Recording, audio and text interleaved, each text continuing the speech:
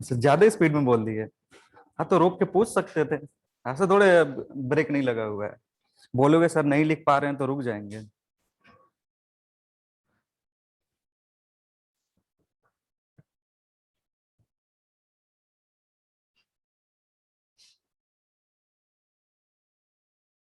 ये जो ए है, ये क्या था? रेडियस था। आर वो नहीं नहीं, आर जो है ना, ये है पॉइंट का डिस्टेंस फ्रॉम द सेंटर।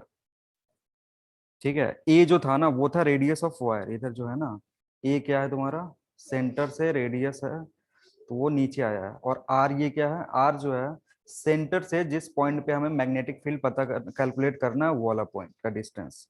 तो उसके अकॉर्डिंग सोचो, तुमने जस्ट उल्टा कर दिया उसको।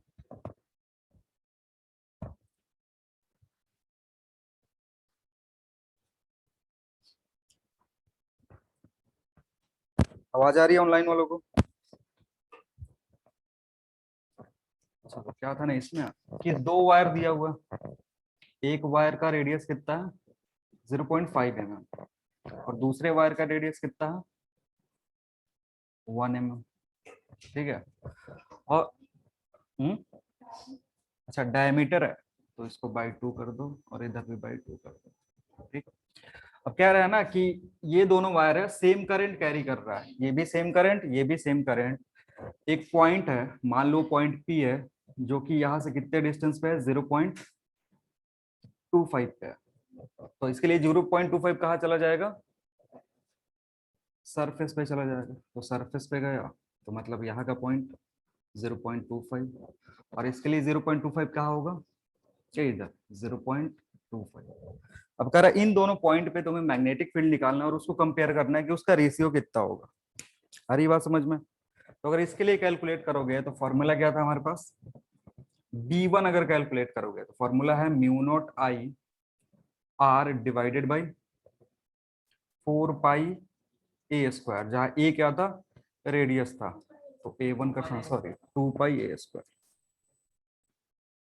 और अगर B2 कैलकुलेट करोगे तो कितना होगा, mu not I R divided by 2 pi A2 square. ठीक है। अब इसका रेशियो लेना है तुमको, इसका रेशियो लोगे B1/B2, तो जो जो कॉमन टर्म है वो कैंसिल आउट हो जाएगा, जो जो कॉमन टर्म है कैंसिल आउट हो जाएगा। रेशियो लोगे तो A2 ऊपर चला जाएगा और A1 नीचे आ जाएगा स्क्वायर। की वैल्यू पुट कर दो, 1 डिवाइडेड बाई वो वैल्यू 0.5 होल स्क्वायर, तो आएगा 4/1। यानी जो भी रेशियो होगा कितने का होगा, 4:1 का होगा।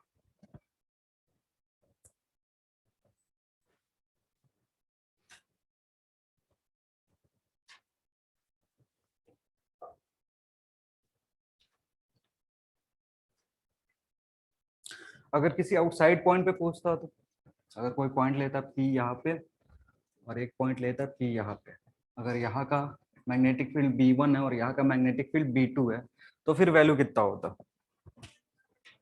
1:, नहीं 1:2 नहीं होगा। अगर दोनों पॉइंट आउटसाइड द वायर हो जाए फिर उसके लिए रेशियो कितना होगा, 1:1 होगा, क्योंकि बाहर के पॉइंट के लिए ना रेडियस पे मैग्नेटिक फील्ड डिपेंड नहीं करता है, क्योंकि जब बाहर वाले के लिए हम फॉर्मूला लिखते हैं तो क्या लिखते हैं, mu not I by 2 pi R, और ये जो आर होता है ये होता है सेंटर से इस पॉइंट का डिस्टेंस।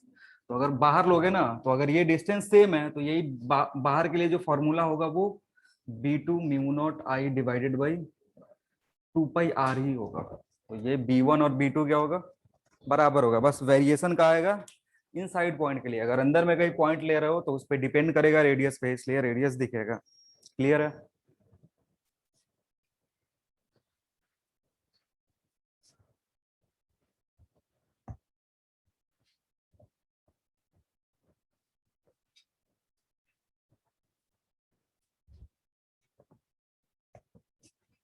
एक और सवाल करना, find find magnetic field, find magnetic field, magnetic field at point P, find magnetic field at point P due to a hollow cylindrical wire, due to a hollow cylindrical wire, due to a hollow cylindrical wire carrying current I, as shown in figure.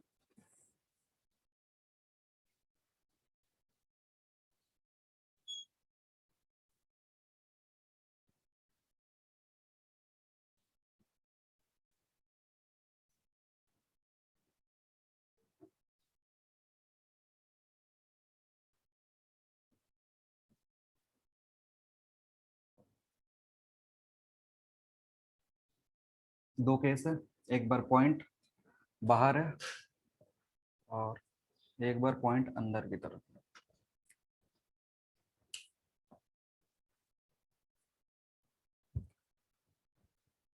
Again cross sectional view draw करें इस तरीके का। अगर wire draw करोगे तो wire कुछ इस तरीके का,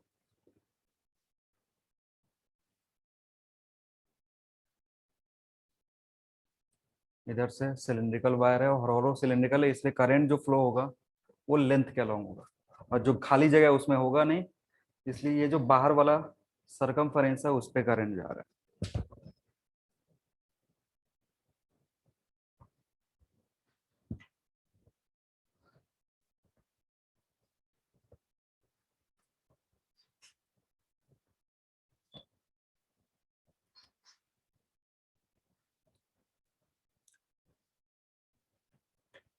अगेन इसको रिंग मत समझ लेना, ये क्रॉस सेक्शन व्यू है वायर का, जिसको हमने ऐसे काटा है ना और काट के ऐसे रख दिया है।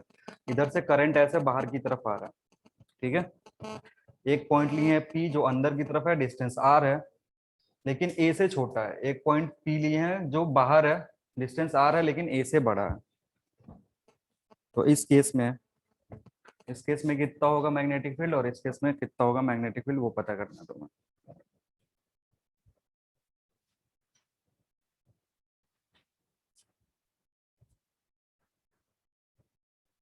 सोचो कैसे करेंगे इसको calculate.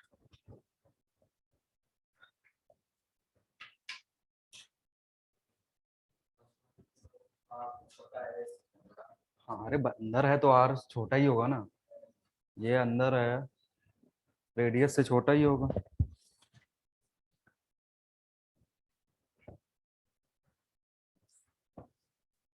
Ampere circuit law apply करके सोचो कितना होगा। अगर पॉइंट पी वन के लिए एम्पियर सर्किट लॉ अप्लाई करते हो तो कितना करंट इनक्लोज करेगा? हम्म, जीरो। तो मैग्नेटिक फील्ड कितना होगा? जीरो होगा, क्योंकि अगर पॉइंट पी के लिए देखोगे, ये जो पॉइंट पी है अंदर वाला, इसके लिए अगर एम्पियर सर्किट लॉ लगाओगे तो ऐसा सर्कल ड्रॉ करना पड़ेगा एक, ठीक है। सर्कल ड्रॉ करोगे फिर ये फॉर्मूला लिखोगे, B dot DL is equal to mu not I enclose लिखोगे। तो यहाँ पे देखो क्या हो रहा है, ये जो सर्कल ड्रॉ करे हो ना, ये जो पाथ ड्रॉ करे हो, इसके अंदर करंट कितना है? जीरो है, क्योंकि आई इंक्लोज यहाँ क्या हो गया? जीरो हो गया। तो जब आई इंक्लोज जीरो हो गया तो बी कितना हो जाएगा? जीरो। यानी अगर हॉलो सिलेंडर है, करंट कैरी कर रहा है, तो हॉलो सिलेंडर के अंदर में किसी भी पॉइंट पे मैग्नेटिक फील्ड की वैल्यू कितना होगा? जीरो होगा। आ रही बात समझ में? हॉलो सिलेंडर के लिए इनसाइड में, क्योंकि यहाँ खाली जगह है, यहाँ पे वो करंट कैरी नहीं कर रहा है। करंट कहाँ से आ रहा है? ये जो मटेरियल है ना, इस मटेरियल में फ्लो कर रहा है। ये पॉइंट अंदर है। जब एम्पियर सर्किटल लॉ से हमने ड्रॉ करा तो पता चला कि वो कोई करंट इनक्लोज ही नहीं कर रहा है। तो अगर करंट इनक्लोज जीरो है तो बी की वैल्यू कितनी हो जाएगी? जीरो हो जाएगी। आ रहा है समझ में? उसी तरीके से बाहर वाले के लिए सोचो।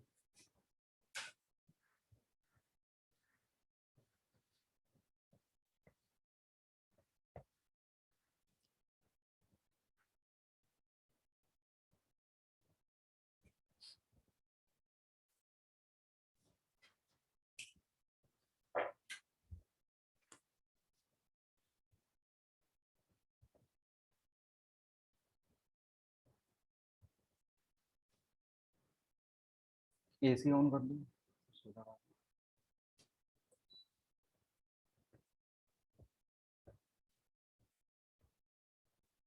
बताओ बाहर वाले पॉइंट के लिए कितना होगा, कितना, म्यू नॉट आई 2 पाई। देखो बाहर पॉइंट के लिए ना, सिलेंडर हो, हॉलो या सॉलिड, उसको फर्क नहीं पड़ता। बाहर वाले पॉइंट के लिए क्या होगा, हॉलो रखोगे या फिर सॉलिड रखोगे, उसको फर्क नहीं पड़ेगा।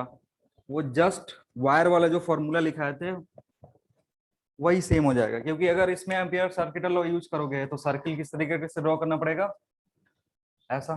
ठीक है, तो जब ये सर्किल ड्रॉ करोगे ना, तो ये पूरा का पूरा करंट इनक्लोज कर रहा है। तो अगेन बी डॉट डीएल का फॉर्मूला यूज करोगे, B dot DL is equal to how much, mu not I हो जाएगा सीधे, क्योंकि आई इंक्लोज की जगह क्या लिख सकते हो, टोटल करंट जो इस सिलेंडर से फ्लो हो रहा है वो इस पूरे पाथ के अंदर ही है, तो इसलिए आई सीधे लिखो। इधर का तो कहीं भी इस पॉइंट पे, अगर मान लो बी इधर है, डीएल का भी डायरेक्शन यही है, तो बी डीएल जो होगा उसमें हर पॉइंट पे बी कांस्टेंट है, बी बाहर कर सकते हो, बचेगा integration of DL mu not I, और इंटीग्रेशन डीएल कितना हो जाएगा, 2 पाई आर के बराबर, तो ये mu not I, so B कितना हो जाएगा, mu not I divided by 2 pi R. और अगर इसको कंपेयर करोगे तो वायर के लिए हमने यही लिखा था, अगर स्ट्रेट करंट कैरिंग वायर है इनफाइनेटली लॉन्ग तो यही आ रहा है। अगर सॉलिड लिया था, सॉलिड के लिए भी आउटसाइड पॉइंट पे क्या आ रहा था, यही आ रहा था। हॉलो भी लिया हमने, हॉलो वायर लिया, आउटसाइड पॉइंट पी पे जो बी का वैल्यू होगा वो mu not I divided by 2 pi R ही होगा। तो आउटसाइड पॉइंट के लिए ज्यादा नहीं सोचना होता है। आउटसाइड पॉइंट के लिए हॉलो हो, सॉलिड हो या थिन वायर हो, उसको फर्क नहीं पड़ेगा, रिजल्ट सेम रहेगा, mu not I divided by 2 pi R. बस इनसाइड पॉइंट के लिए सोचना होता है। इनसाइड पॉइंट के लिए अगर हॉलो होगा तो कितना होगा, 0। ठीक है, और अगर सॉलिड होगा तो, सॉलिड होगा तो mu not I R divided by 2 pi a square. ठीक है,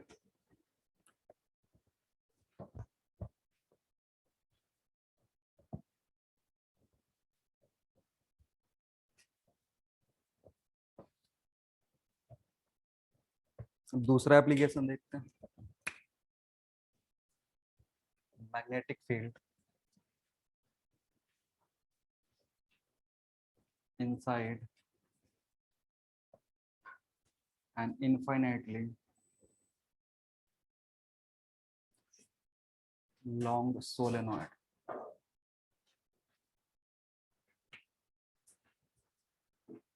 अगर इनफाइनाइटली लॉन्ग सोलेनॉइड है, उसके अंदर मैग्नेटिक फील्ड कितना होगा। सोलेनॉइड क्या होता है, सोलेनॉइड जब वायर को स्प्रिंग के शेप में रैप कर देते हैं तो उसको क्या बोलते हैं, सोलेनॉइड बोलते हैं। लेकिन जो स्प्रिंग होता है ना, स्प्रिंग को ऐसे कंप्रेस करोगे तो दो जो साइड बाई साइड वाले एडजेसेंट वाले वायर है एक दूसरे को टच करेंगे, लेकिन सोलेनॉइड में टच नहीं करता है। सोलेनॉइड में जो फिजिकल टच होता है ना उसको अवॉइड करते हैं। शेप कुछ इस तरीके का होगा। ठीक है, ये सोलेनॉइड है।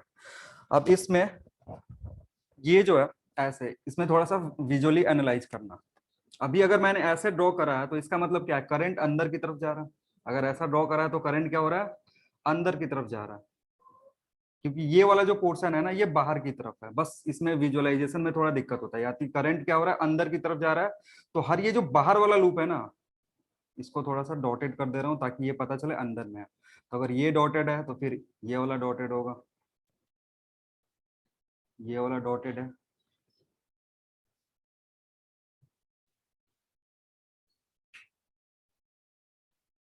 ठीक है, अब देखो ये सारे जो वायर जो तुमको सॉलिड दिख रहे हैं ये बाहर है तुमको, फिर ये बाहर से अंदर गया, अंदर जाके डॉटेड हो गया, फिर बाहर आया, फिर डॉटेड हो गया। तो इस फिगर के अकॉर्डिंग करंट क्या हो रहा है, बाहर वाला जो वायर तुमको दिख रहा है उससे अंदर की तरफ जा रहा है। यानी जो फिंगर कर्ल करोगे ऐसे करोगे, अंदर की तरफ, अंदर की तरफ कर्ल करोगे तो जो मैग्नेटिक फील्ड का डायरेक्शन आएगा किधर आएगा, इधर की तरफ। तो डायरेक्शन तुमने पता कर लिया, ये इनसाइड के लिए मैंने ड्रॉ करा है। ठीक है, डायरेक्शन ये होगा, और भी बाकी जो वायर है उस पर भी सिंबल बना सकते हो।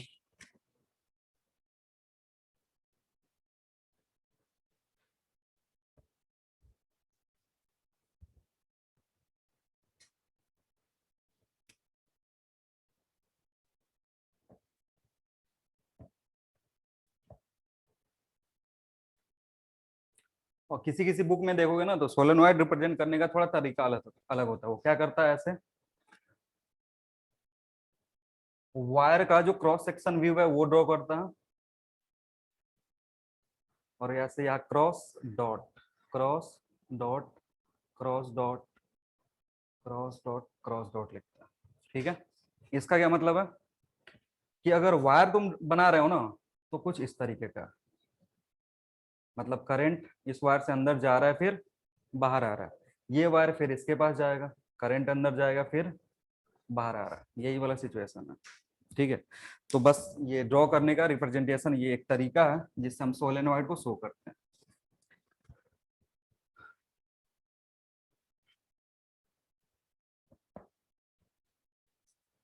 अब देखो हमें क्या करना है, इन साइड पॉइंट पे क्या कैलकुलेट करना है, मैग्नेटिक फील्ड कैलकुलेट करना है। तो हम कोशिश करेंगे कि हम एक लूप ड्रॉ करें या पाथ ड्रॉ करें और उस पाथ के अलोंग एम्पियर सर्किटर लॉ अप्लाई कर दिया। एम्पियर सर्किटर लॉ अगर अप्लाई करोगे तो उसके चलते जो भी इनसाइड पॉइंट है वहां पे मैग्नेटिक फील्ड इजीली कैलकुलेट कर सकते हो।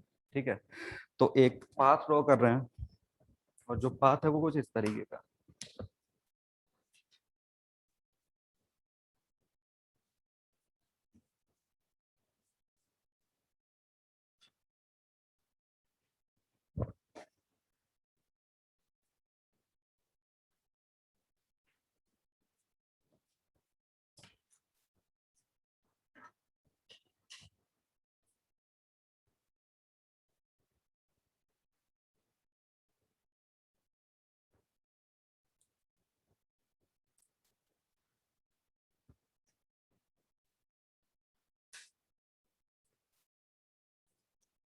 देखो आइडियल सोलेनॉइड के केस में क्या होता है ना, आइडियल सोलेनॉइड के केस में यहाँ पे जो मैग्नेटिक फील्ड प्रोड्यूस होगा वो और यहाँ पे जो मैग्नेटिक फील्ड प्रोड्यूस होगा वो, उसमें बहुत ज्यादा डिफरेंस होता है, ये ऑलमोस्ट नेग्लिजिबल होता है।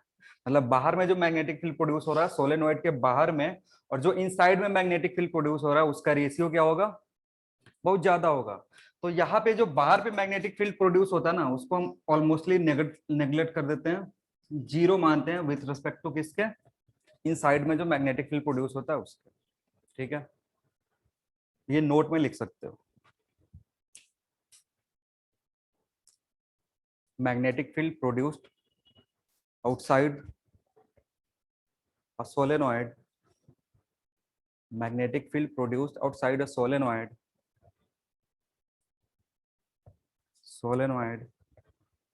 is almost negligible. Magnetic field produced magnetic field produced outside a solenoid is almost negligible with respect to with respect to with respect to magnetic field produced with respect to magnetic field produced inside a solenoid, inside a solenoid। जब भी infinitely long solenoid होगा तो उसके लिए outside में magnetic field calculate नहीं करना होगा। ठीक है, बस इनसाइड वाला कैलकुलेट करना होता है। देखो तो ये हमने ड्रॉ कर लिया, अब इसके बाद का काम क्या होता है हमारा, इसके बाद का काम होता है कि ये फॉर्मूला यूज करें, B dot DL is equal to mu not I enclose. ठीक है, अब यहाँ पे तुम्हें पता क्या क्या करना होता है, बी और डीएल में एंगल कितना कितना है, और फिर ये आई इन क्लोज कितना है, ये दो चीजें पता करनी होती है। अब समझो यहाँ जो पाथ है ना उसको चार पार्ट में डिवाइड कर सकते हो, कैसे, A B, B C, C D और डी ए। ये जो भी पोर्शन है ये हमने यूज किसके लिए करा, A B C D A के लिए। ये जो क्लोज पाथ है, ये जो सर्कल है, ये सर्कल किसको रिप्रेजेंट कर रहा है, अगर यहाँ से चलना शुरू करोगे तो पाथ इनक्लोज कब होगा, अगेन वापस ए पे आ जाओगे तो। यानी ये जो भी इंटीग्रेशन इधर है ना इसको ऐसे ब्रेक करके लिख सकते हो, integration A B B dot DL, मतलब ये जो पोर्शन है ये क्या रिप्रेजेंट करेगा, सुन लो पहले, ये जो पोर्शन है ये क्या रिप्रेजेंट करेगा, इसके अलोंग इंटीग्रेशन। ठीक है, अब यहाँ पे सर्कल नहीं लगाएंगे क्योंकि ये इस पाथ पे इंटीग्रेट कर रहे हैं, प्लस बी और C, B C B dot DL plus C D B dot DL plus D A B dot D L, ये किसके बराबर हो जाएगा? ये पूरा वैल्यू बराबर होगा म्यू इंटू आई इनक्लोज।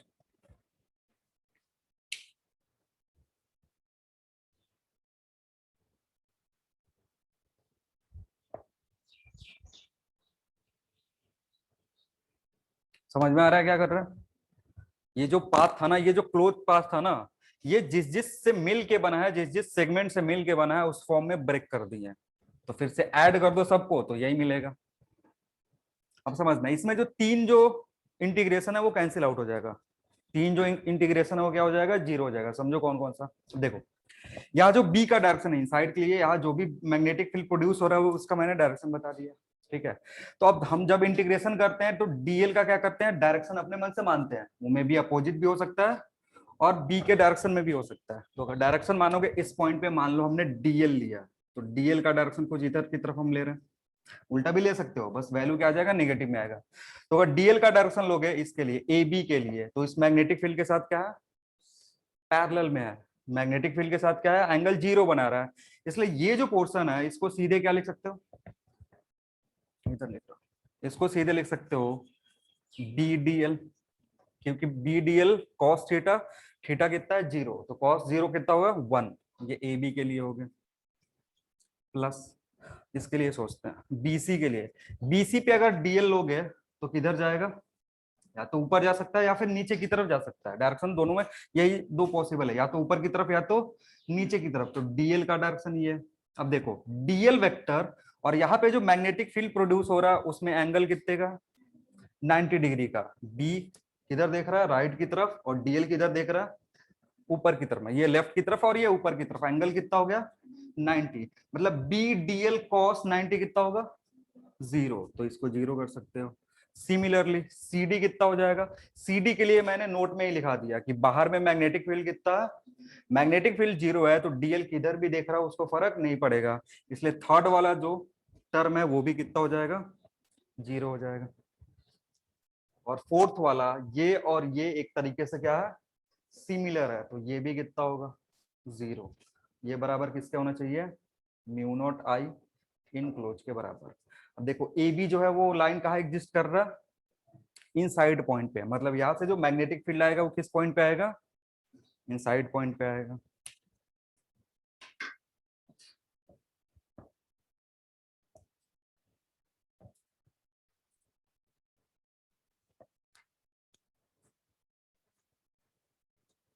अब बाकी सारा काम हमने कर लिया, बस यहाँ पे आई इनक्लोज निकालना है।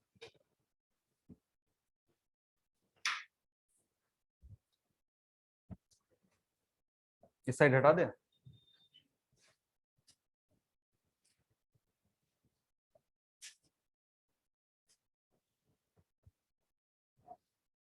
चलो बताओ, ये जो पाथ है ये कितना करंट इनक्लोज कर रहा है? ये जो भी पाथ हमने ड्रॉ करा है, ये जो भी क्लोज पाथ है, ये कितना करंट इनक्लोज करेगा? आई इनक्लोज करेगा। आई तो एक लूप से है। आई जो है ना, एक बार गया फिर बाहर आया फिर पाथ में इनक्लोज हुआ। जैसे यहाँ क्या हो रहा है ना कि ये जब ड्रॉ कर रहे हो तो वही जो पोर्शन मैंने ऐसे क्रॉस वाला ड्रॉ करा था, इसमें ऐसे सारे क्रॉस आ रहा है। मतलब ये करंट जो इनक्लोज कर रहा है किसमें करेगा? ये आई इनसाइड गया, ये आई इनसाइड गया, ये आई, ये आई, ये आई। अरे बात समझ में? इसमें जितने नंबर ऑफ टर्न्स ये राउंड लगा है ना, वो सारे करंट इनक्लोज हो रहा है। ये सबके सब करंट क्या हो रहे हैं इसमें? इनक्लोज हो रहा है। यानी आई इनक्लोज किस पे डिपेंड करेगा? नंबर ऑफ टर्न्स पे। आई इनक्लोज किस पे डिपेंड करेगा? नंबर ऑफ टर्न्स पे, क्योंकि ये जो लेंथ तुमने ड्रॉ करा है उसके अंदर कितना लूप है उस पे डिपेंड करेगा। तो वो कैसे कैलकुलेट करोगे? चलो समझो क्या हो रहा है। मान लो कि ये टोटल टर्न्स n है। कितना टर्न्स है? n टर्न्स है। ठीक। तो जो करंट इनक्लोज होगा इसके लिए कितना होगा? n इंटू आई, क्योंकि एक टर्न में कितना करंट फ्लो हो रहा है? आई। तो अगर टोटल टर्न कैपिटल N है तो टोटल करंट कितना इनक्लोज होगा? n इंटू आई के बराबर। यानी आई इनक्लोज कितना हो जाएगा? तो वहां से लिख सकते हो, so B D L is equal to mu not n into I.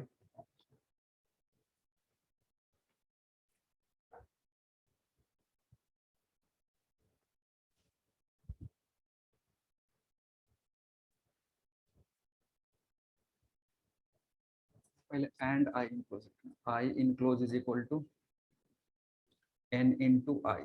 So फिर ये लिखना,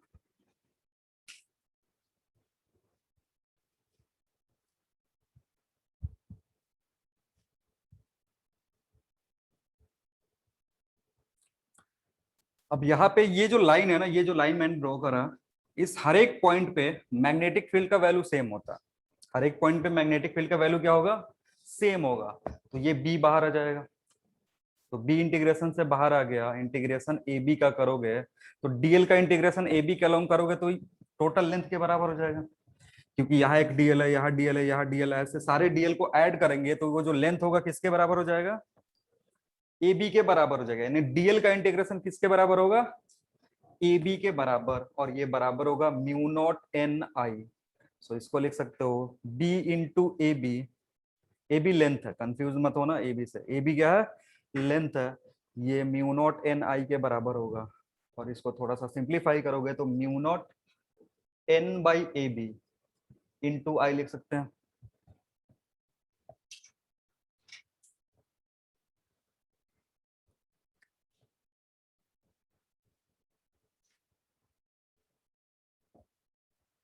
ठीक है, और ये क्या था, टोटल टर्न्स, ए बी क्या है, लेंथ।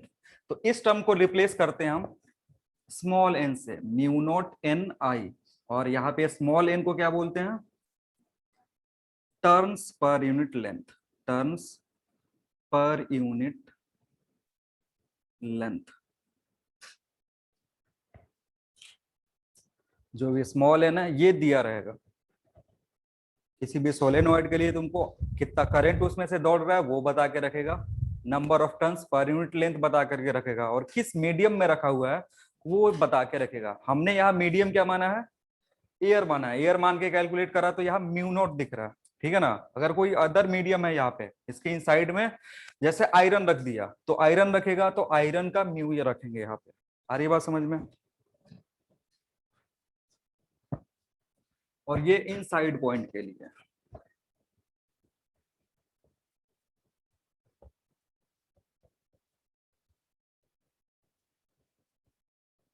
इसी में स्पेशल केस लिख लो, इसको याद रखना, मैग्नेटिक फील्ड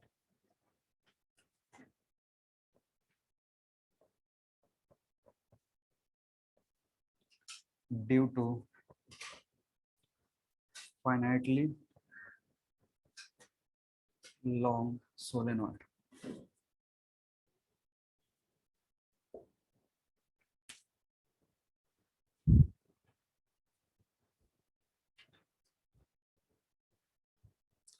फाइनाइटली लॉन्ग कहने का मतलब होता है ना, रेडियस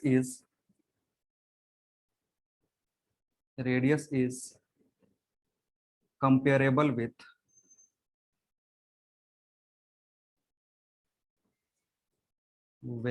लेंथ। रेडियस और लेंथ को कंपेयर कर सकते हो, मतलब उसमें जो जैसे रेडियस हो सकता है 0.5 times of length, 0.4 times of length, ये कंपेरेबल वैल्यू है।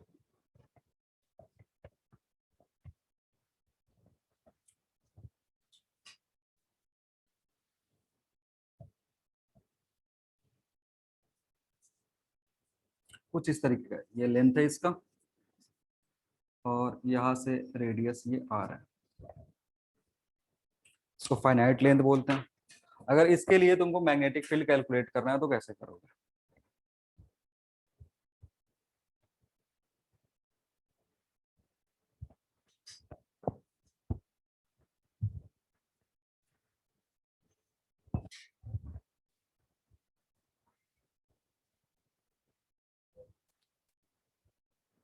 इसके लिए जो मैग्नेटिक फील्ड होता है वो हर पॉइंट पे अलग अलग होता है। मतलब फाइनाइट लेंथ का अगर सोलेनॉइड लोगे तो मैग्नेटिक फील्ड क्या करेगा, डिपेंड करेगा कि तुम पॉइंट अंदर में कहाँ रख रहे हो। ठीक है ना, जो भी पॉइंट है वो कहाँ पे है उस पर डिपेंड करेगा। ठीक है, तो जैसे इसका एक रफ व्यू डायग्राम बना रहे हैं कि मान लो सोलेनॉइड कुछ इस तरीके से दिख रहा है। अगर इसको शैडो बनाओगे तो सोलेनॉइड कैसे दिखेगा, स्क्वायर की तरह दिखेगा। तो ये तुम्हारा सोलेनॉइड है, इस पे ऐसे रैप करके वायर रखा है, सोलेनोइड बनाया। तो अभी मैं उसका रफ डायग्राम बना रहा हूँ कि सोलेनोइड क्या दिख रहा है, एक रेक्टेंगुलर शेप में ऐसा दिख रहा है। ठीक है, मान लो तुमको इस पॉइंट पी पे मैग्नेटिक फील्ड बताना है, मैग्नेटिक फील्ड पॉइंट पी पे बताना है। तो इसके लिए हमें क्या करना होता है, दो एंगल कैलकुलेट करना होता है। ये पॉइंट पी जो है ना, इस एंड पे जो एंगल बनाएगा वो, अगर इसको θ1 से रिप्रेजेंट कर रहे हैं, और यही पॉइंट पी जो दूसरे एंड पे एंगल बनाएगा वो पता होना चाहिए। आ रही बात समझ में? ये जो पॉइंट पी है ना, देखो अगर इसको चेंज करोगे तो θ1 θ2 क्या होगा, उसी के अकॉर्डिंग चेंज होगा। अगर इस पॉइंट पी को इधर शिफ्ट कर रहे हो तो θ1 और θ2 क्या होगा, दोनों चेंज होगा। अगर इसको इधर भी शिफ्ट करोगे तो क्या होगा, फिर भी चेंज होगा। तो यानी ये जो पॉइंट पी है ये बता रहा है θ1 θ2 के रेस्पेक्ट में कि ये चेंज हो रहा है। तो जो भी मैग्नेटिक फील्ड के वैल्यू में अगर ये θ1 θ2 इंक्लूड कर दे तो क्या होगा, बी हर पॉइंट पे चेंज होगा। तो डेरिवेशन नहीं करा रहे हैं, इसका डायरेक्ट वैल्यू याद रख सकते हो कि बीपी जो होगा, किसी को याद है कितना होता है, mu not N I by 2 cos θ1 plus cos θ2। ठीक है, और ध्यान रखेगा मैंने थीटा मेजर कैसे करा, थीटा कैसे मेजर करा, इस लाइन से, ये एक्सिस से जो एंगल बना रहा है ये लाइन पी एम बोल सकते हो, और इधर एन, पी एम में जो एंगल है ये, और पी एन में जो एंगल है ये। अगेन यहाँ पे एन क्या है, एन, हाँ, नंबर ऑफ टर्न्स पर यूनिट लेंथ। इसको कैलकुलेट कर सकते हैं, मतलब डेराइव कर सकते हैं, लेकिन बहुत टाइम खाएगा, लगभग 15 मिनट, तो टाइम बर्बाद करने का जरूरत नहीं है। फॉर्मूला याद रखोगे, और θ1 कैसे मेजर कर रहे हैं और θ2 कैसे मेजर कर रहे हैं वो भी ध्यान में रखेंगे।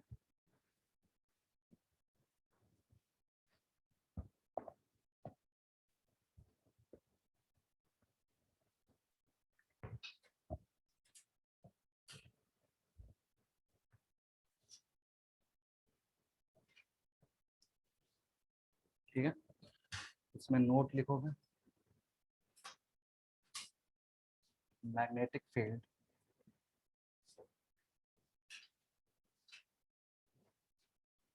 at the end, at one of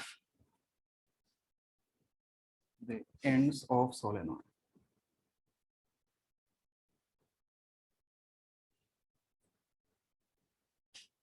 Semi infinite.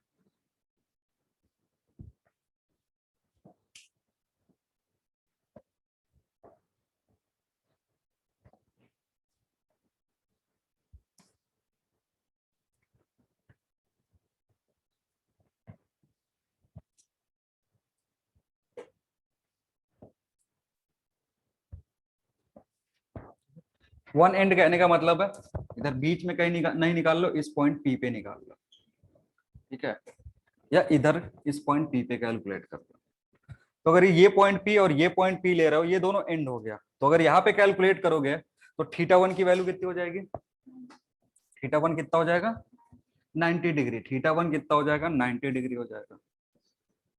ठीक है, और सेमी इनफाइनाइट है। सेमी इनफाइनाइट कहने का मतलब ये जो एंड है ना, इसके रिस्पेक्ट में ये बहुत दूर है। ठीक है, अगर इसके रिस्पेक्ट में ये एंड बहुत दूर होगा तो क्या होगा, θ1 जो होगा वो कितना हो जाएगा, सॉरी θ2 कितना होगा, 0 हो जाएगा। अगर इस एंड की बात कर रहे हैं तो आ रही बात समझ में। अगर दूसरे एंड पे जाओगे तो बस रिवर्स हो जाएगा, ये 0 हो जाएगा और ये 90 हो जाएगा। आ रही बात समझ में क्या कर रहे हैं। तो इस इक्वेशन में अगर पुट करोगे cos 90 और cos 0, तो इसकी वैल्यू कितनी होगी, तो बीपी का जो वैल्यू होगा that will B mu naught N I by 2, यानी एंड पे सेमी इनफाइनाइट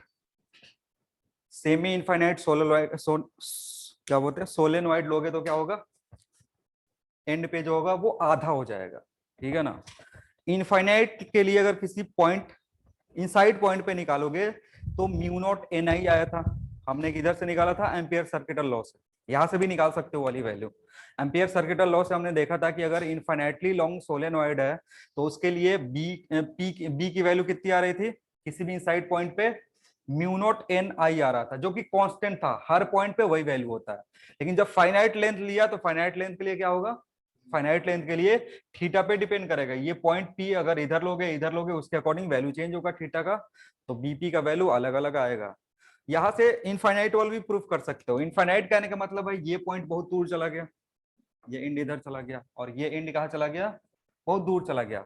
तो थीटा 1 और थीटा 2 दोनों क्या हो जाएगा, 0। मतलब ये अगर पॉइंट ऐसे देखोगे तो इधर मैच कराओगे तो ये जो थीटा ऑलमोस्ट किसके बराबर हो गया, 0 के बराबर।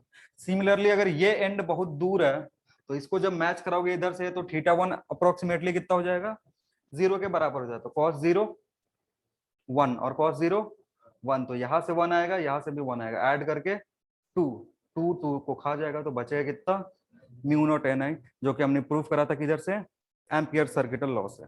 आ रही बात समझ में। तो इसके लिए अगर ग्राफ प्लॉट करते हो तो ग्राफ कुछ इस तरीके का आता है, बी वर्सेस लेंथ।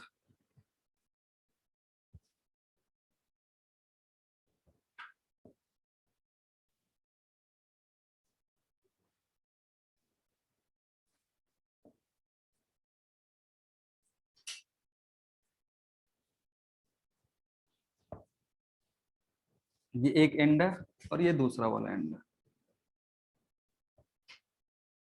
ये टोटल लेंथ है तुम्हारा, लेंथ ऑफ सोलेनोइड।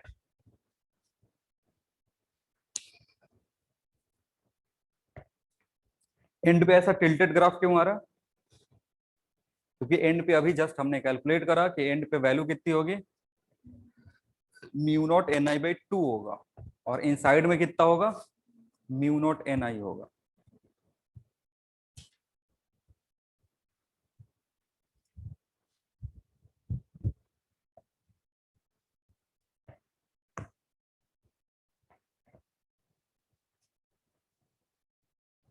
और इसके भी जो फील्ड लाइंस होते हैं वो बार मैग्नेट के आइडेंटिकल होता है। जो भी फील्ड लाइंस होगा बार मैग्नेट पढ़ाएंगे, उसका फील्ड लाइंस ड्रॉ करेंगे और उसी के साथ में इसका भी फील्ड लाइन ड्रॉ करेंगे। तो अभी इसका फील्ड लाइंस ड्रॉ नहीं कर रहा, मैग्नेटिक फील्ड लाइंस के बारे में ज्यादा कुछ अभी बताया नहीं है, ठीक है।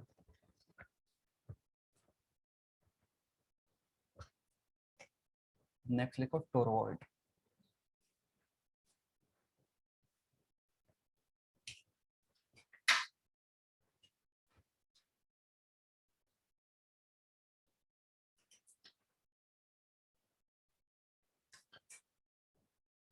टोरॉइड समझते हो क्या होता है, सर्कुलर सोलेनॉइड। अभी जो सोलेनॉइड था ना उसको स्ट्रेट सोलेनॉइड बोलते हैं। अभी जो हमने सोलेनॉइड ड्रॉ करा था कैसे करा था, इस तरीके का कुछ था, इसको बोलते हैं स्ट्रेट सोलेनॉइड, ठीक है।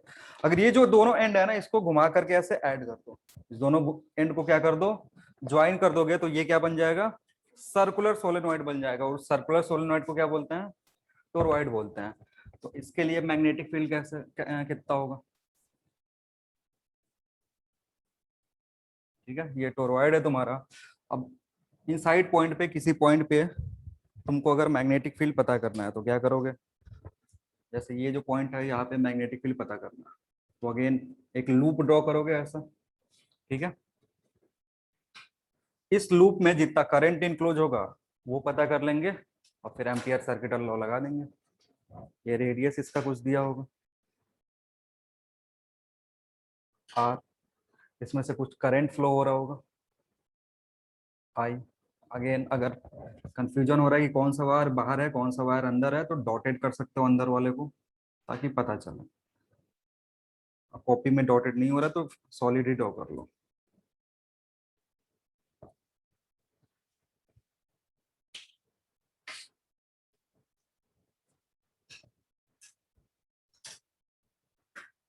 इसके लिए जो पॉइंट पी पे वैल्यू आएगा वो कितना होगा, म्यू नॉट एन आई होगा, ठीक है ना। और यहाँ जो एन होगा ना वो बराबर होगा capital N divided by 2 pi capital R, ठीक है। क्योंकि जो लेंथ है, लेंथ कितने के बराबर है, सरकमफरेंस के बराबर है। जो लेंथ है ना ऐसे अगर गोल गोल घूमोगे तो लेंथ किसके बराबर हो जाएगा, सरकमफरेंस 2 पाई आर के बराबर। तो इसलिए ये कैपिटल लेंथ क्या था, टोटल नंबर ऑफ टर्न्स। यहाँ पे टर्न्स गिन सकते हो, जो वो वाले था ना दूसरा वाला जो स्ट्रेट सोलेनॉइड है उसमें नंबर ऑफ टर्न्स बहुत ज्यादा होते हैं, इसलिए वहां पे क्या दे देता है, नंबर ऑफ टर्न्स पर यूनिट लेंथ देता है, लेकिन कभी कभी जो टोरॉइड होता है ना उसका नंबर ऑफ टर्न्स डायरेक्टली दे देता है कि टोटल नंबर ऑफ टर्न्स कितना है, तो n उसमें डिवाइड किससे कितने से करोगे, 2πr से। अगर 2πr से डिवाइड कर रहे हो तब जाकर के क्या निकलेगा, नंबर ऑफ टर्न्स पर यूनिट लेंथ निकलेगा। फॉर्मूला यही है, BP equals to mu not N I. Again proof नहीं दे रहे हैं, प्रूफ बहुत ही सिंपल है, एम्पियर सर्किट लॉ से कर सकते हो।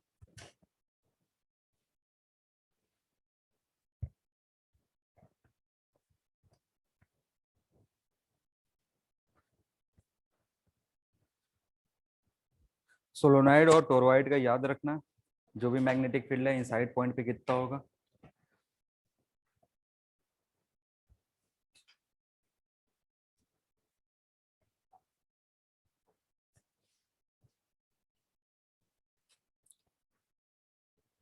और अब यहाँ से जो टॉपिक स्टार्ट होगा वो नीट के लिए बहुत इंपॉर्टेंट है। ये सब जो था ना, इधर से कभी कभी 4 साल 5 साल में एक बार सवाल पूछता है, लेकिन अब जो मैग्नेटिक फील्ड इधर से स्टार्ट होगा वहां से कंटिन्यूअस सवाल आते ही रहता है। आएगा मैग्नेटिक फील्ड से तो पक्का, जो अभी स्टार्ट कर रहे हैं उधर से आएगा। नेक्स्ट हेडिंग है तुम्हारा magnetic field due to a moving charge.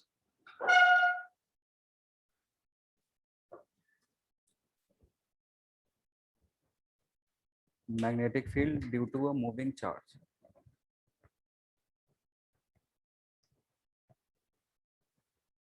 अगर एक चार्ज मोशन कर रहा है तो उसके चलते जो मैग्नेटिक फील्ड प्रोड्यूस होगा वो कितना होगा, क्योंकि वायर में क्या होता है, वायर में चार्ज ही मोशन करता है और उसके चलते हमने मैग्नेटिक फील्ड देखा है।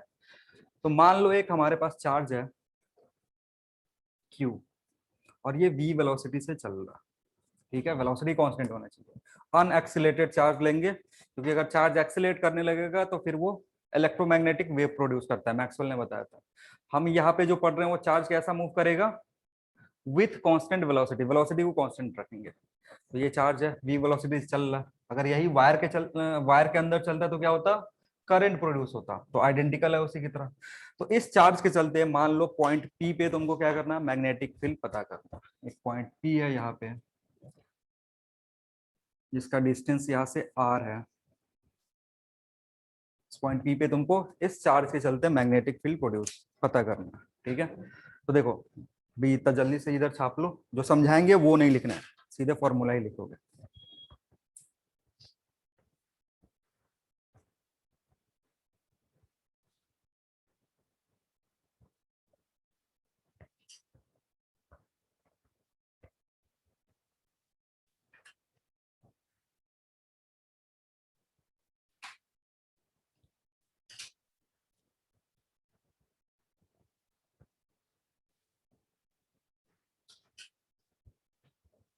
ये एंगल भी रिप्रेजेंट कर लो, ये एंगल थीटा।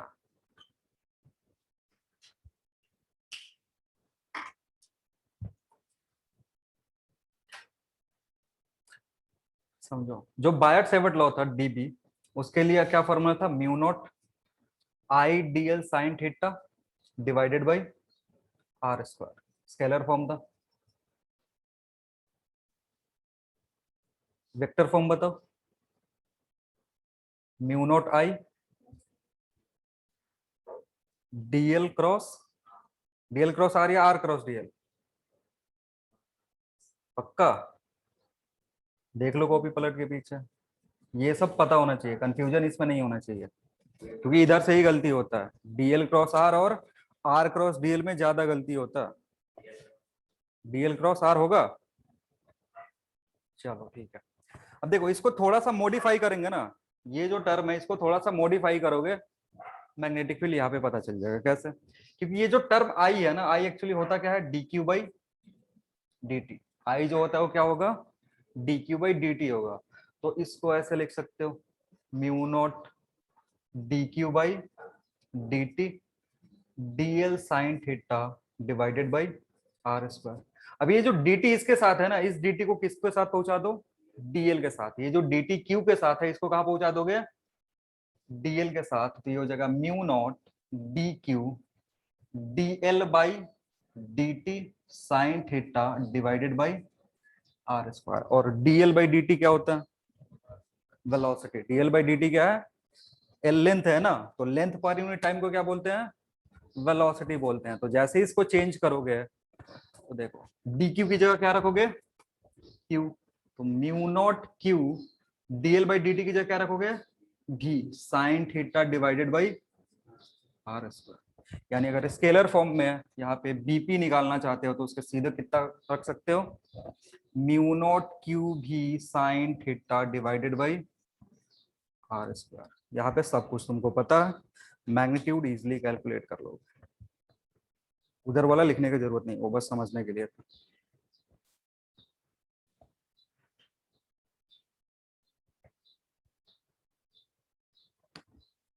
अब यहाँ पे सब कुछ तुमको पता है, चार्ज पता है, भी पता है, साइन थीटा में थीटा क्या है? Angle between velocity vector and R vector. R vector कैसे लेते हैं? Always away from the charge. Away from the charge मतलब आर वेक्टर का जो डायरेक्शन होगा वो किधर होगा? इधर की तरफ, बाहर की तरफ।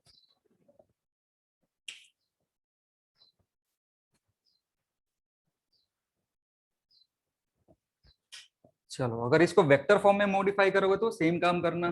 वेक्टर फॉर्म में भी अगर मॉडिफाई करते हो तो बीपी जो होगा, BP vector that will be Q naught और देखो Q Q S mu naught Q V vector R vector, ठीक है, divided by R Q.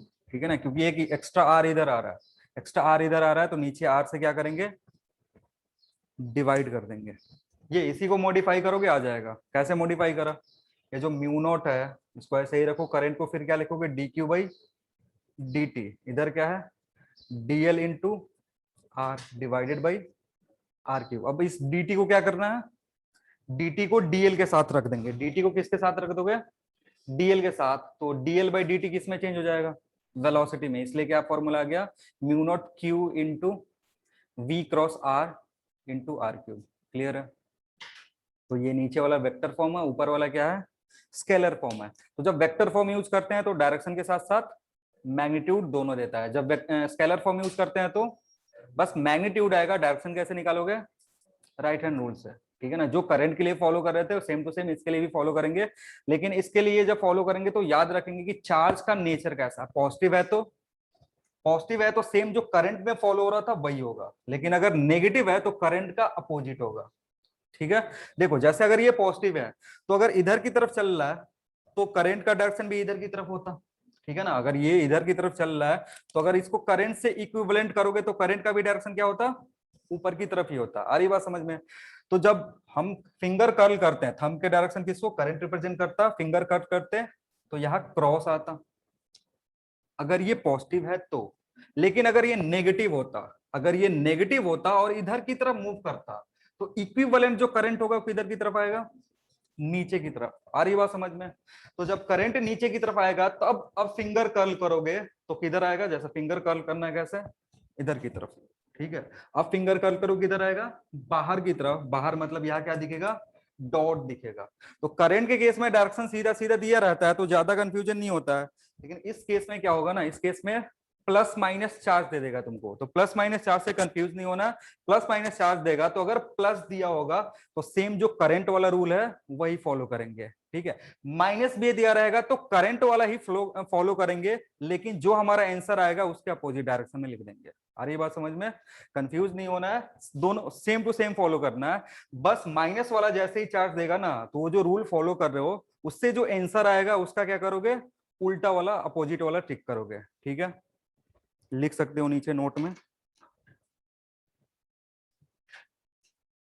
Follow straight wire rule, follow straight wire rule.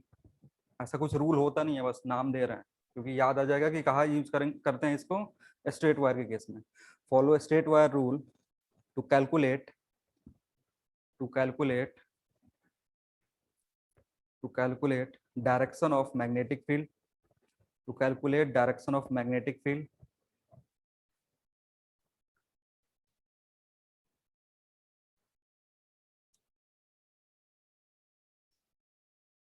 comma if if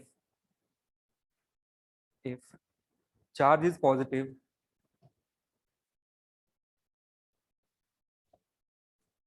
if charge is positive, direction will, if charge will positive, direction will be same, direction will be same,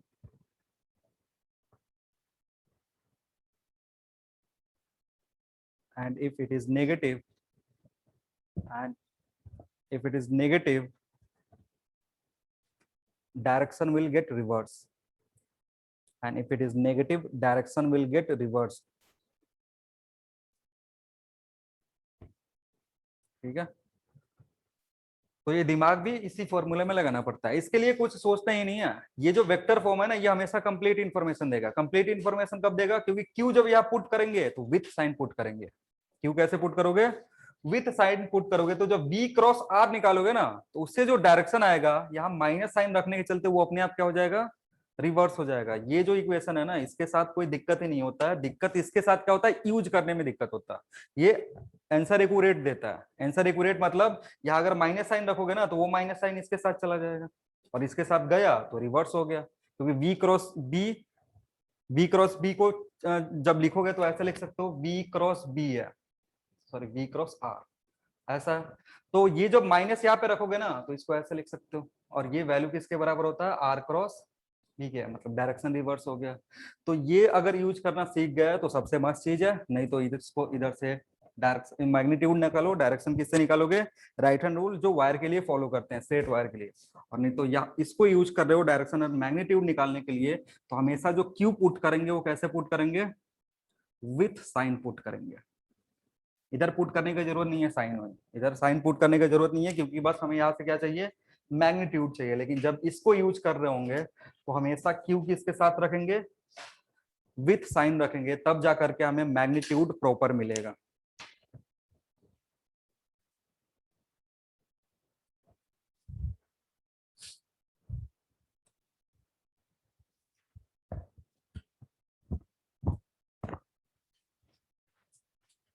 अगर velocity zero हो जाएगा तो magnetic field कितना होगा? Velocity zero तो फिर magnetic field कितना होगा? जीरो होगा। इसलिए रुका हुआ चार्ज मैग्नेटिक फील्ड प्रोड्यूस नहीं करता है। रुका हुआ चार्ज क्या प्रोड्यूस करेगा? Electric field. ये इलेक्ट्रिक फील्ड प्रोड्यूस करेगा कि नहीं? करेगा, क्योंकि चार्ज है तो हमेशा इलेक्ट्रिक फील्ड प्रोड्यूस करेगा। लेकिन मैग्नेटिक फील्ड कब प्रोड्यूस करेगा? जब वो मोशन करेगा। ठीक है, लिखना प्रॉब्लम है। An electron an electron an electron is revolving around an electron is revolving around a circular path a circular path of radius a circular path of radius r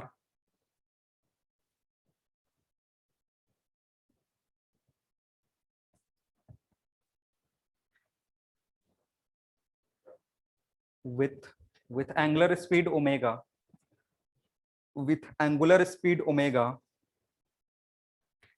with angular speed omega find with angular speed omega magnetic field find magnetic field produced by this electron find magnetic field produced by this electron at the center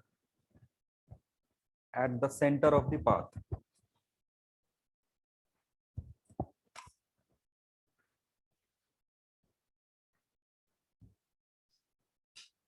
खुद से figure बना के थोड़ा visualise करने की कोशिश करो। Again direction कुछ भी ले सकते हो, क्योंकि मैंने डायरेक्शन नहीं पूछा, बस मैग्नीट्यूड पूछा।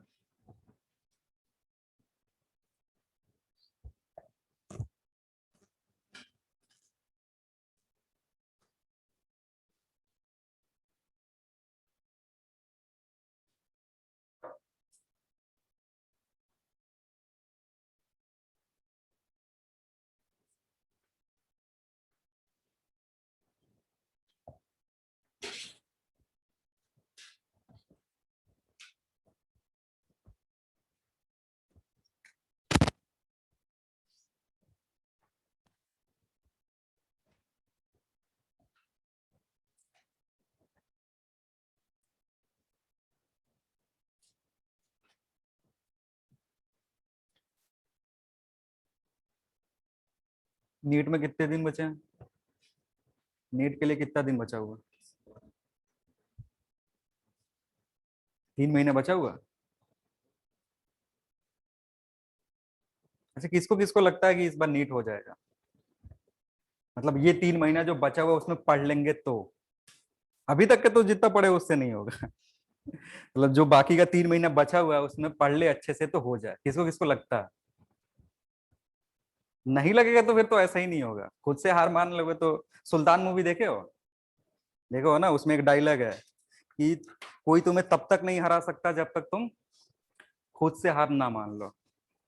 देखो ना, वो ऐसे गला दबा के रखता है उसका, फिर भी वो जमीन पे थपथपाता नहीं है, बेहोश हो जाता है लेकिन वो थपथपाता नहीं है।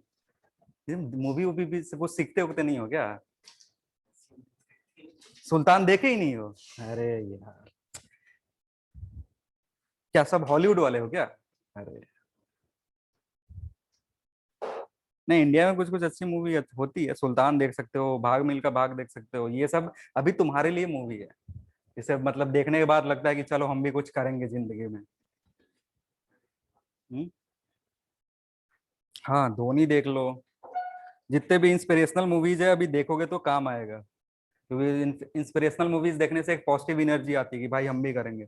मूवी का छोड़ो, गाना सुन के आ जाता है कितने लोगों का।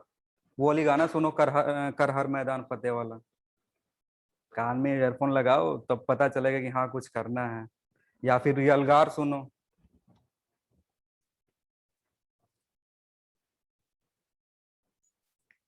टाइम भी बर्बाद करते हो तो कुछ बढ़िया प्रोडक्टिव नहीं करते हो। हाँ, तो 3-4 दिन में माइंड थोड़ा सा सेट कर लो कि क्या तुमसे हो पाएगा कि नहीं हो पाएगा। जरूरी है, अभी के लिए जरूरी है। अगर अभी फील होता है कि नहीं हो पाएगा तो फिर अल्टरनेट ढूंढ दो, क्योंकि कुछ ना कुछ तो करोगे ना। कैसे ही बैठे रहना है? पापा कब तक पैसा देंगे? वो भी कुछ दिन बाद सैचुरेट हो जाते हैं, 20-22 के बाद जब मांगोगे ना तो पापा फिर परेशान हो जाएंगे। कोशिश करो। हम्म? हाँ, नीट नहीं हो रहा है तो और भी बहुत सारी चीज है यार, ऐसा नहीं है कि नीट ही है। बहुत सारे पॉसिबिलिटी है जो तुम कर सकते हो, लेकिन पहले डिसाइड करना पड़ता है कि नीट हमसे होगा कि नहीं होगा। बहुत सारे लोग मतलब धुंधली धुंधली ख्वाबों में रहते हैं, क्या पता मेरा हो जाए। ठीक है, वो तो क्या पता वाला सीधे एग्जाम के दिन पता करोगे ना, फिर पीछे ही रह जाओगे। एक तो ऐसे ही अब आजकल अनएम्प्लॉयमेंट इतना ज्यादा बढ़ रहा है कि आने वाला जो जनरेशन है उस वो आधा जनरेशन कहाँ बैठा रहेगा? रोड के किनारे भीख मांगते हुए। हाँ, अभी के जैसे इंजीनियर लोग का भी हालत हुआ है ना, कि इतना प्राइवेट कॉलेज खुल गए कि हर साल कितने इंजीनियर प्रोड्यूस होते हैं। मेरे टाइम में अबाउट 3 लाख होते थे, मतलब जब मैं इंजीनियरिंग कर रहा था। लेकिन उसमें काम के कितने होते थे? बस 3,000। 3 लाख प्रोड्यूस होते थे, काम के होते थे 3,000, तो परसेंटेज निकाल सकते हो। उस दिन में डॉक्टर्स का भी यही हालत होगा। सबका बेकार टाइम आता है, अभी डॉक्टर लोगों का आने वाला है। तो डिसाइड कर लो, नहीं तो कहीं और से करोगे तो उसका कोई मतलब वैसा ही नहीं है। और अगर नीट निकालना है तो ये जो 3 महीना है उसमें क्या करना पड़ेगा? बाकी सारी चीजें भूल जाओ। कुछ भी बाकी सारी चीजों से मतलब है ना, पापा मम्मी को भी बोलना होता है। नहीं तो ऐसा पता चला शाम को 1.5 घंटे तो पापा मम्मी की बात कर रहे हैं। हाँ, किसी किसी करते हैं, उनको लगता है कि बेटा बेटी डिप्रेस हो गया तो 1.5 घंटे 2-2 घंटे बात करके। मेरे पापा खुद करते थे एक जमाने में। मैंने खुद बोला यार मत करा करो इतना बात। अब मेरा टाइम तो ऐसे ही खा जाते हो। 5 मिनट नहीं करते हो ठीक है, कोई किसी किसी का है कि नहीं कर पाता है। अरे 1.5 घंटा क्या ही बात कर लोगे? किसी जमाने में मैंने करा था 1.5 घंटा, मतलब करता था पापा से 1.5। वो एक ही बात 10 बार बोल देते हैं। एक ही बात 10 बार, मतलब हर 3 मिनट बाद वो नहीं होता, लूप चलता था। ये बात बताया, 3 मिनट बाद फिर से वो रिपीट होने लगा। नहीं नहीं, तो थोड़ा सा 3 महीना मेहनत करना पड़ेगा, क्योंकि एक तो यहाँ पे ऐसे भी कंपिटेटिव माहौल है नहीं तुम्हारे बीच में। क्योंकि जहाँ कंपिटेटिव माहौल है वहां के बच्चे, तुमको क्या लगता है एलन के बच्चे क्यों अच्छा मतलब रिजल्ट आता है एलन से? एलन एक तो भीड़ ज्यादा है, ठीक है। और भीड़ ज्यादा होने से ना कंपिटेटिव माहौल जनरेट होता है। ऐसा नहीं कि सारे बच्चे पढ़ रहे हैं सारे का हो ही जा रहा है, लेकिन अगर 100 की भीड़ है ना तो उसमें 5 बच्चे पढ़ने वाले होंगे, तो वो 5 बच्चे ना खुद से compete करते रहते हैं। उनको बाकी जो 95 है उनसे मतलब नहीं है, क्योंकि बाकी 95 क्या कर रहे होंगे? ऐसे क्लास में बैठे रहते हैं, फिर जाएंगे रूम पे, कॉपी रखेंगे, या तो सोएंगे या तो घूमेंगे। ठीक है, कोई सुट्टा मारते हुए दिखेगा, कोई पार्क में दिखेगा, ऐसा होता है हर जगह। ठीक है, लेकिन तुम्हें क्या करना होता है, अब तुम्हें डिसाइड करना होता है कि तुम 95 में रहना चाहते हो कि 5 में रहना चाहते हो। क्योंकि 95 वालों की जिंदगी जो है ना, वो 5 साल के बाद इतनी बुरी हो जाएगी, अगर उसके पास अल्टरनेट नहीं है तो। अगर अल्टरनेट होगा तो बढ़िया है, यूट्यूबर हो सकता है, टिकटॉकर हो सकता है, क्रिकेटर हो सकता है, फुटबॉलर हो सकता है, लेकिन अल्टरनेट होना चाहिए। अगर नहीं है तो अब तुम अपना सोच लो कि क्या तुम्हारे पास अल्टरनेट कुछ है, कुछ और कर पाओगे पढ़ाई को छोड़ करके? है कुछ टैलेंट क्या? तो बैडमिंटन का नेशनल वाले खेले हो, नेशनल तक? हाँ तो उसको आगे एक्सटेंड करो ना जल्दी, बैठ के फिर क्या ही देख रहे हो? अगर लगता है नीट निकलेगा तो नीट पे फोकस करो, क्योंकि उसके लिए देखो, बैडमिंटन खेलने के लिए ज्यादा रिस्क है। इंडिया में जो भी चीज है, कुछ भी कर रहे हो ना, उसमें रिस्क ज्यादा होता है। भले एजुकेशन में भी है, लेकिन एजुकेशन में थोड़ा सा अल्टरनेट भी है तुम्हारा। मान लो नीट नहीं निकला, एग्रीकल्चर निकालेंगे, मतलब जरूरी थोड़ी है कि एमबीबीएस ही करेंगे, बीडीएस, एग्रीकल्चर, फॉरेस्ट डिपार्टमेंट, ये सारी चीजें हैं। लेकिन अगर बैडमिंटन खेलना चाहते हो तो उसमें रिस्क ज्यादा है। ठीक है ना, क्योंकि बैडमिंटन खेलने के लिए भीड़ है, कम है, लेकिन फिर भी कंपटीशन है। क्योंकि एक जो नेशनल लेवल का है, उसमें कितने लोग रिप्रेजेंट करेंगे, एक स्टेट को कितने लोग रिप्रेजेंट कर पाएंगे, एक या दो। ठीक है, लेकिन कंपटीशन में कितने होंगे, 20, 25, 30, है ना? तो परसेंटेज जो होता है सब जगह सेम है, लेकिन एजुकेशन में थोड़ा सा बैकअप होता है तुम्हारे पास, अल्टरनेट रास्ते कर सकते हो। जैसे इंजीनियरिंग में भी बहुत लोग, मेरा दोस्त था टॉपर, मतलब अपने स्कूल का टॉपर, वो हमेशा मेरे से 5 मार्क्स 10 मार्क्स ज्यादा ही लाता था। बेचारा 2 साल कोटा जाके तैयारी करा, जेई मेंस का। ठीक है, 2 साल वो उधर एग्जाम दिया, 1 साल सिर्फ सेल्फ प्रिपरेशन करके दिया। 3 बार 3 अटेम्प्ट होता है, तीनों अटेम्प्ट में एक नहीं क्वालिफाई कर पाया। बाद में फिर उसने क्या करा, एक हमारी तरफ है पटना यूनिवर्सिटी करके, वहां से लॉ किया। ठीक है, अभी फिर वहां से जाकर के दिल्ली शिफ्ट होकर के डीयू से लॉ करा, मतलब अभी वकील बन गया वो, नॉर्मल वकील, मतलब किसी का केस लड़ सकता है। तो उसने क्या करना, उसके पास स्विच करने की एबिलिटी थी तो कर लिया। अगर तुम्हारे पास है तो सोच सकते हो कि क्या करोगे, और नहीं है तो फिर नीट के पीछे लग जाओ, क्योंकि यही 3 महीना, अब 3 महीना से भी कम ना। ठीक है, क्योंकि तुम्हारे साथ जो लड़ने वाले हैं ना, वो तुमको दिख नहीं रहा है। जब अपोनेंट सामने होता है ना तो हरा देते हैं, क्योंकि उसकी कमजोरी और उसके स्ट्रेंथ हमें पता होता है। लेकिन जो तुमसे लड़ने वाला है वो कहाँ बैठा हुआ है, देश के किसी और कोने में बैठा हुआ है, वो अपना रूम में पढ़ाई कर रहा है। और जिस टाइम में वो पढ़ाई कर रहा है, उस टाइम में तुम क्या कर रहे हो, सो रहे हो, या फिर घूम रहे हो, या ऐसा कुछ काम कर रहे हो जिससे रिलैक्स फील होता है। ठीक है ना, आजकल बच्चे वो ऐसा काम करते हैं जिससे क्या हो, रिलैक्स फील हो। क्योंकि आजकल के बच्चे जो है ना, मतलब ये जनरेशन, हमारे जनरेशन में भी ऐसा था कि मोरालिटी इतना जल्दी डाउन हो जाता है ना, इतना जल्दी मोरल उनका डाउन हो जाता है, कुछ बोल दो, अरे सर आप डांट देते हैं हमको, हम 3 दिन सोए नहीं है, 3 दिन खाना नहीं खाए हैं, मेरा कॉन्फिडेंस लो हो गया है। अरे भैया, इतना कॉन्फिडेंस लो होगा तो तुम्हारे पास डॉक्टर बनने का लेवल ही नहीं है, कैसे चीड़ पाओगे किसी का? अगर सर्जरी करना कर पाओगे? अब कुछ लोग बोलते हैं सर जरूर थोड़ा हम सर्जरी करेंगे, लेकिन फिर भी एप्टीट्यूड तो चाहिए ना, तो अंदर बात जाने के बाद डिसाइड करना होता कि तुम क्या कर पाओगे। मे बी इंटरेस्ट जग जाता सर्जरी करने वाला ही। तो हर चीज का एक लेवल है, जो भी प्रोफेशन है ना, इंजीनियरिंग नहीं है, इंजीनियरिंग बहुत ही सिंपल है, लेकिन तुम जो प्रोफेशन चूज कर रहे हो ना, वो बहुत ही सीरियस प्रोफेशन है। ठीक है, तुम्हारे हाथ में क्या होगा, किसी का जान होगा, और जब किसी का जान होता है ना, सामने जो उसके घर वाले बैठे होते हैं ना, बड़ी पीटते हैं। डॉक्टर बहुत पीटते भी है। इंजीनियर क्या, एक पुल गिरा दिया, कहीं और बैठा हुआ है। इंजीनियर अगर पुल बनाया ना, वो गिर भी गया ना, तो वो कहा मालदीव में मजे कर रहा है, तो उसको कोई फर्क नहीं पड़ता, ढूंढते रहो उसको। केस वोस होगा भी ना तो वो 10 साल तक ऐसे लड़ लेगा, उसको कोई फर्क ही नहीं पड़ता, लेकिन फिर ही घूमेगा। लेकिन डॉक्टर के साथ क्या होता है, बेचारे पीट जाते हैं जल्दी। हाँ, बहुत लोग पीटे हैं डॉक्टर, हमारे तरफ तो बहुत पीटते रहते हैं, उल्टा पुल्टा होता है पीट देते हैं। तो इसलिए थोड़ा सीरियस है, तो उसके अकॉर्डिंग एप्टीट्यूड डेवलप करो, उसके अकॉर्डिंग माइंड मेकअप करो, तब जाकर के डॉक्टर बनोगे। नहीं तो फिर इससे बढ़िया तो बायोलॉजी नहीं लेना चाहिए था, फिर ज्योग्राफी लेकर के या हिस्ट्री लेकर के आर्कोलॉजिस्ट बने रहते हैं, मजे करते हैं, ब्लॉग बनाते हैं, मेघालय ब्लॉग, सिलीगुड़ी ब्लॉग। हाँ, उधर नॉर्थ ईस्ट में बहुत अच्छे अच्छे जगह है ना। जो जो सबसे पहला टिकटॉकर यूट्यूब पे ब्लॉग बनाया था, वो किसका बनाया था? अरे ये सब भी नहीं पता, पता तुम लोग को होता क्या है ना, पढ़ाई वाला चीज पता है, ना मजे करने वाले पता है, तो दिन भर सोते ही रहते हो।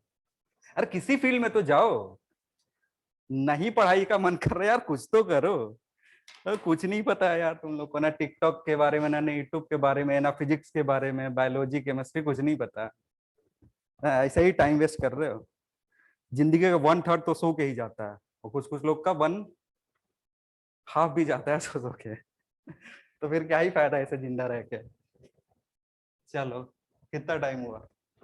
तो थोड़ा सा टाइम बचा, लिख सकते हैं। क्या क्या बता रहे थे अभी, टॉपिक क्या था? हाँ, सवाल कर रहे हैं ना, कर पाए हो? चलो कोई ना, अभी हो जाएगा। हाँ, थोड़ा सीरियस हो जाओ, अभी सीरियस होना जरूरी है क्योंकि टाइम नहीं है। Sir answer mu naught E omega by 4 pi R. Mu naught E omega by 4 pi R. 4πr। आ रहा है किसी का? चलो देखते हैं, अगर आ गया तो सही है। यहाँ पे एक इलेक्ट्रॉन चल रहा, इसका रेडियस कितना है? आर है, ठीक है। अब ये जो तुमसे क्या पूछ रहा है, यहाँ पे मैग्नेटिक फील्ड पूछा था ना, इस टाइप का सवाल कभी करवाए थे? करवाए थे। बस भी की जगह क्या रख दिए हैं यहाँ पे? ओमेगा रख दिए हैं। तो जो भी वैल्यू है ना, म्यू नॉट, यहाँ पे ये भी टर्म यूज करते हो, वी या Q V sine theta divided by, नीचे क्या आता था, जल्दी बोलो, आर, आर स्क्वायर, ठीक है। तो ये भी फॉर्मूला यूज करोगे ना, तो यहां से भी इजीली कैलकुलेट कर सकते हो। पहले हमने क्या करा था, इक्विवेलेंट करंट निकाला था, क्योंकि मैंने ये वाला फॉर्मूला वहां पे नहीं बताया था। अभी मैंने इक्विवेलेंट करंट का जरूरत नहीं है, क्योंकि हमने चार्ज के मोशन से उसका वेलोसिटी यूज करके क्या कैलकुलेट कर सकते हैं, उससे भी मैग्नेटिक फील्ड कैलकुलेट कर सकते हैं। तो सबसे पहला जो चीज हमें चाहिए वो साइन थीटा चाहिए। तो साइन थीटा अगर वेलोसिटी देखोगे v कुछ इस तरीके का होगा, अगर ऐसा मोशन हो रहा है, तो मोशन अगर ऐसा हो रहा है ओमेगा से, तो v टेंजेंशियली इधर की तरफ होगा, और उसकी वैल्यू कितनी होगी, ओमेगा आर के बराबर। स्मॉल आर कैपिटल आर में कंफ्यूज नहीं होना, मान लो ये कैपिटल आर ही है, ठीक है। अब एंगल देखोगे ना, एंगल किससे बनाते हैं हमेशा, एंगल इस पॉइंट, जिस पॉइंट पे निकालना उससे, और जहां पे चार्ज था उससे जो वेक्टर बनना उससे, यानी यहाँ पे जो एंगल बनेगा, वेलोसिटी वेक्टर ये है, और रेडियस वेक्टर किधर होगा, इधर की तरफ होगा। कैपिटल आर लिख सकते हो, आर वेक्टर किधर होगा, इधर की तरफ होगा। दोनों के बीच में एंगल कितना हुआ, 90, यानी साइन 90 कितना लिखोगे, 1। तो यहाँ बचेगा म्यू नॉट, यहाँ ओमेगा इंटू आर, क्यू की जगह E divided by R square, तो कैपिटल आर स्क्वायर। सिंप्लीफाई करो कितना आएगा, b equals to mu naught omega E divided by R. 4 pi किधर से आ रहा था, एक बार चेक कर लो जिसका भी 4 पाई आ रहा था।